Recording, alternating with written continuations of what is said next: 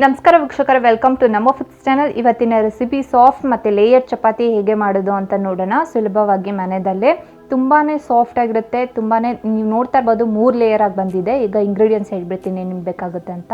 ಗೋಧಿ ಹಸಿಟ್ಟು 200 ಗ್ರಾಮ್ ಆಗೋಷ್ಟು, ಎಣ್ಣೆ 5 ರಿಂದ 10 ಟೇಬಲ್ ಸ್ಪೂನ್ ಆಗೋಷ್ಟು, ಸಕ್ಕರೆ ಅರ್ಧ ಟೇಬಲ್ ಸ್ಪೂನ್ ಆಗೋಷ್ಟು, ಉಪ್ಪು ರುಚಿಗೆ ತಕ್ಕಷ್ಟು ನೀವು ನೋಡಿಕೊಂಡು ಹಾಕ್ಕೊಬೇಕಾಗುತ್ತೆ.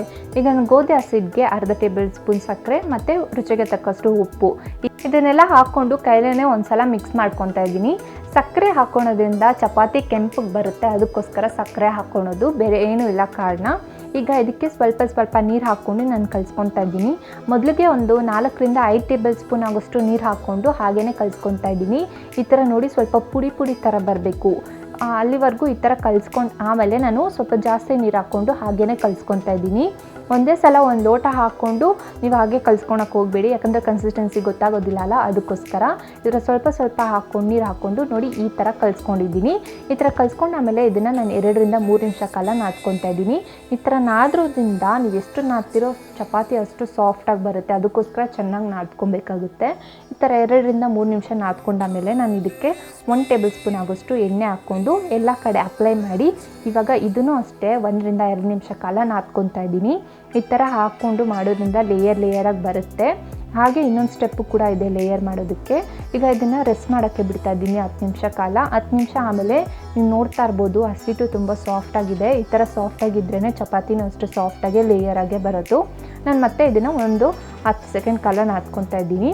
10 ಸೆಕೆಂಡ್ ಕಾಲ ನಾದ್ಕೊಂಡಾಗಮೇಲೆ ನಾನೀಗ ಚಿಕ್ಕ ಬಾಲ್ ಸೈಜ್ ಆಗೋಷ್ಟು ನಾನು ಗೋಧಿ ಹಸಿಟ್ಟನ್ನ ತಗೊಂಡು ಈ ಥರ ಉಂಡೆ ಮಾಡಿಕೊಂಡು ಇದ್ರ ಮೇಲೆ ಗೋಧಿ ಹಸಿಟ್ಟು ಹಾಕಿ 1 ರಿಂದ 2 ಟೈಮ್ ಪ್ರೆಸ್ ಮಾಡ್ಕೊತಾ ಇದ್ದೀನಿ. ಈ ಥರ ಗೋಧಿ ಹಸಿಟ್ಟು ಹಾಕ್ಕೊಂಡಾಮೇಲೆ ನಾನು ಪ್ರೆಸ್ ಮಾಡಿಕೊಂಡು ಇದನ್ನು ಲಟ್ಟಿಸ್ಕೊತಾ ಇದ್ದೀನಿ. ನೀವು ನೋಡ್ತಾ ಇರ್ಬೋದು ವಿಡಿಯೋದಲ್ಲಿ. ಈ ಥರ ಲಟ್ಟಿಸ್ಕೊಳ್ಳಿ, ರೌಂಡ್ ಶೇಪ್ ಆಗೋವರೆಗೂ ಲಟ್ಟಿಸ್ಕೊಳ್ಳಿ. ಈ ಥರ ಲಟ್ಟಿಸ್ಕೊಂಡು ಆಮೇಲೆ ನಾನು ಇದಕ್ಕೆ 1 ಟೇಬಲ್ ಸ್ಪೂನ್ ಆಗೋಷ್ಟು ಎಣ್ಣೆ ಹಾಕ್ಕೊತಾ ಇದ್ದೀನಿ. ನಾನು ಇವಾಗ ಹೇಳೋ ಸ್ಟೆಪ್ನ ಕರೆಕ್ಟಾಗಿ ಫಾಲೋ ಮಾಡಿದ್ರೆ ಲೇಯರಾಗೆ ಬರುತ್ತೆ. ಮಾಮೂಲಿ ಚಪಾತಿ ಥರ ಎಲ್ಲ ಮಾಡೋಕ್ಕೆ ಹೋಗಬೇಡಿ. ಇವಾಗ ನಾನು ಹೇಳ್ತಾ ಇದ್ದೀನಲ್ಲ ಆ ಸ್ಟೆಪ್ನ ಫಾಲೋ ಮಾಡಿ. ಈ ಥರ 1 ಸ್ಪೂನ್ ಎಣ್ಣೆ ಹಾಕ್ಕೊಂಡಾಮೇಲೆ ನಾನು ಇದಕ್ಕೆ ಸ್ವಲ್ಪ ಗೋಧಿ ಹಸಿಟ್ಟನ್ನ ಸ್ಪ್ರಿಂಕಲ್ ಮಾಡ್ತಾಯಿದ್ದೀನಿ. ನೆನಪಿಲಿ ಜಾಸ್ತಿ ಸ್ಪ್ರಿಂಕಲ್ ಮಾಡೋಕ್ಕೆ ಹೋಗ್ಬಿಡಿ, ಸ್ವಲ್ಪ ಸ್ಪ್ರಿಂಕಲ್ ಮಾಡಿದ್ರೆ ಸಾಕಾಗುತ್ತೆ.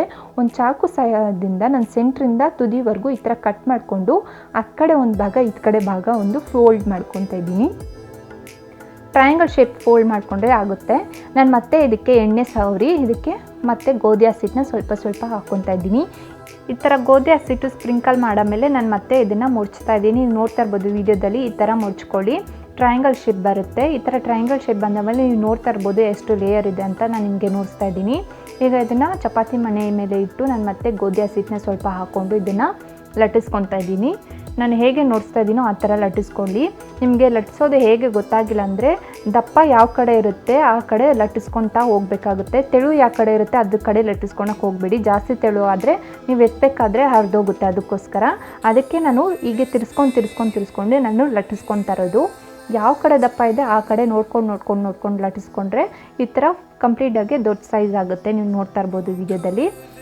ಮೀಡಿಯಮ್ ಥಿಕ್ನೆಸ್ ಇದ್ದರೆ ಸಾಕಾಗುತ್ತೆ, ಜಾಸ್ತಿ ತೆಳ್ಳಕ್ಕೂ ತೀಡ್ಕೊಳಕ್ಕೆ ಹೋಗಬೇಡಿ. ನಾನು ಮುಂಚೆನೇ ತವಾನ ಬಿಸಿ ಇಟ್ಟಿದ್ದೆ, ಬಿಸಿ ಆಗಿದೆ ತವ. ನಾನೀಗ ಚಪಾತಿನ ಅದ್ರ ಮೇಲೆ ಹಾಕಿ 3 ಸೆಕೆಂಡ್ ಕಾಲ ನಾನು ಬೇಯಿಸ್ಕೊತಾ ಇದ್ದೀನಿ. 3 ಸೆಕೆಂಡ್ ಆಗಿದ ತಕ್ಷಣ ನಾನು ಇದನ್ನ ತಿರ್ಸ್ಕೊಂಡು ಇದಕ್ಕೆ 1 ಟೇಬಲ್ ಸ್ಪೂನ್ ಆಗೋಷ್ಟು ಎಣ್ಣೆ ಹಾಕ್ಕೊತಾ ಇದ್ದೀನಿ. ನೀವು ನೋಡ್ತಾ ಇರ್ಬೋದು 1 ಟೇಬಲ್ ಸ್ಪೂನ್ ಎಣ್ಣೆ ಹಾಕ್ತಿದ್ದಂಗೆ ಇದು ಸ್ವಲ್ಪನೇ ಉಬ್ಬಕ್ಕೆ ಶುರು ಆಯಿತು. ಈ ಥರ ಉಬ್ಬಿ ಪೂರಿ ರೀತಿ ಉಬ್ಬೋ ಥರ ಬರ್ತಿದೆ, ಯಾಕಂದರೆ ಇದು ಲೇಯರ್ ಚಪಾತಿ ಮಾಡಿದ್ದೀರಲ್ಲ ಅದಕ್ಕೋಸ್ಕರ. ನಾವು ನಾರ್ಮಲ್ ಚಪಾತಿ ಮಾಡಿದ್ರೆ ಇಷ್ಟೊಂದು ಚೆನ್ನಾಗೇ ಬರೋದಿಲ್ಲ. ನೀವು ನೋಡ್ತಾ ಇರ್ಬೋದು ವಿಡಿಯೋದಲ್ಲಿ. ನಾನು ಇವಾಗ ಇದನ್ನು ಫ್ಲಿಪ್ ಮಾಡಿಕೊಂಡು ಮತ್ತೆ ನಾನು 1 ಟೇಬಲ್ ಸ್ಪೂನ್ ಆಗೋಷ್ಟು ಎಣ್ಣೆ ಹಾಕ್ಕೊತಾ ಇದ್ದೀನಿ. ಈ ಥರ 1 ಟೇಬಲ್ ಸ್ಪೂನ್ ಎಣ್ಣೆ ಹಾಕ್ಕೊಂಡ್ರೆ ಸಾಕಾಗುತ್ತೆ, ಜಾಸ್ತಿನೂ ಏನು ಅವಶ್ಯಕತೆ ಇರೋದಿಲ್ಲ. ಈಗ ಮತ್ತೆ ಇದನ್ನು ತಿರ್ಸ್ಕೊತಾ ಇದ್ದೀನಿ. ನೋಡ್ತಾ ಇರ್ಬೋದು ಕೆಂಪುಗೆ ಎಷ್ಟು ಚೆನ್ನಾಗೇ ಬಂದಿದೆ ಅಂತ. ನೋಡಿ ಚಪಾತಿ ಇಷ್ಟೇ ರೆಡಿ ಆಯಿತು. ನೀವು ನೋಡ್ತಾ ಇರ್ಬೋದು ಆಲ್ರೆಡಿ ಲೇಯರು ಫಾರ್ಮ್ ಆಗಿದೆ ಇದರಲ್ಲಿ 3 ಲೇಯರು. ನಾನು ಆಗಲೇ ನೋಡಿಸ್ದಂಗೆ ತುಂಬ ಚೆನ್ನಾಗಿ ಬರುತ್ತೆ. ನಾನು ಹೇಳೋ ಟ್ರಿಕ್ಸ್ನ ಫಾಲೋ ಮಾಡಿ ಅಷ್ಟೇ. ನೀವು ನಾದೋದ್ರಲ್ಲಿ ಇರುತ್ತೆ. ನೀವು ನೋಡ್ತಾ ಇರ್ಬೋದು ವಿಡಿಯೋದಲ್ಲಿ ನೋಡಿ ತುಂಬಾ ಚೆನ್ನಾಗಿ ಬಂದಿದೆ. ಒಂದು ಸಲ ಟ್ರೈ ಮಾಡಿ ನೋಡಿ ನೀವು ಮನೆಯಲ್ಲಿ. ನಾನು ಚಪಾತಿಗೆ ಇವತ್ತು ಪನ್ನೀರ್ ಬಟರ್ ಮಸಾಲ ಮಾಡಿದ್ದೆ. ಈ ವಿಡಿಯೋ ನಿಮಗೆ ಬೇಕಿದ್ರೆ ನಾನು ಲಿಂಕ್ ಡಿಸ್ಕ್ರಿಪ್ಷನಲ್ಲಿ ಕೊಡ್ತೀನಿ.